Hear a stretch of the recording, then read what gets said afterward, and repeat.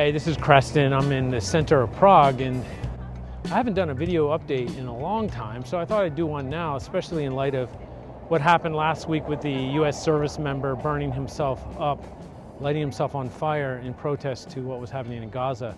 It reminded me, and it certainly echoed, Jan Palach, who is a hero in the Czech Republic because he did something similar. He poured gas and lit himself on fire in 1968 during the Soviet crackdown.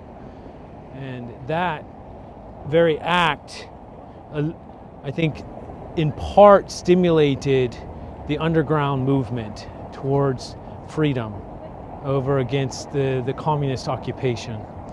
And of course, this had much to do with how intellectual studies happened, culture, the arts, and intellectuals started to get together in apartments where they would have studies that were not authorized at Charles University here.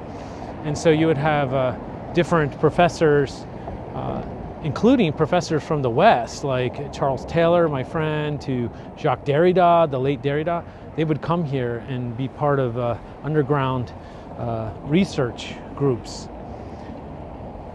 This raises the question of what research means in light of today's authoritarianisms that is trending against democracy. Now, we know democracy is a weak form of governance as it is, but this trend towards authoritarianism is happening in such a way that you can see now how the traditional universities that are modeled on putting people into massive debt and not even intellectual freedom oftentimes.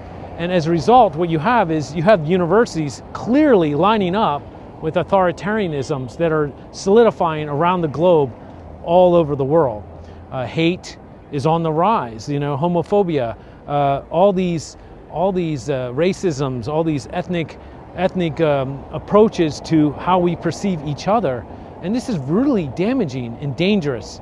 This is why I think what makes GCAS so unique and interesting and special, the idea that we can do research autonomously, that it's not tied to the burden of debt so that you simply just write what your advisor wants you to write so that you can pass and get on. Maybe get a job at the university. Do you see how intellectual culture in America and Canada and other places where university costs so much money, it forces you to go into debt?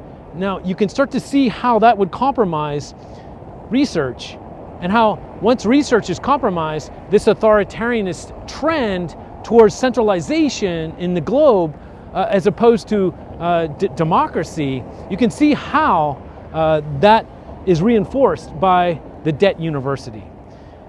That's one thing about GCAS that I find absolutely critical, and how it relates to the struggle for democracy and freedom here in the Czech Republic in the late 60s, 70s, 80s, to the crescendo when on this very square, Václav Havel came and accepted the presidency of the Czech Republic post-communism.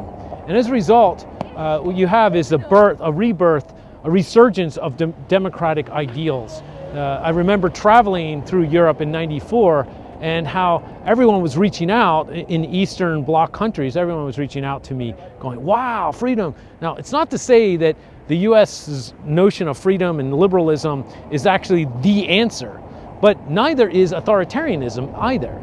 And I think within GCAS, we have the space to share our research and to be bold and courageous enough to publish our research for the common good, for the public, to be informed, as opposed to in the traditional university setting where you publish your research, which is really just a research that's generated on the model of debt, on the model of nepotism.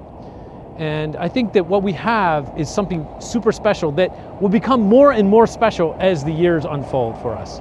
So I just wanted to encourage you to think about your research as research that means something historically, and share your research with others through your cartel groups or through various other folks in GCAS and elsewhere. I'm always available, as you know.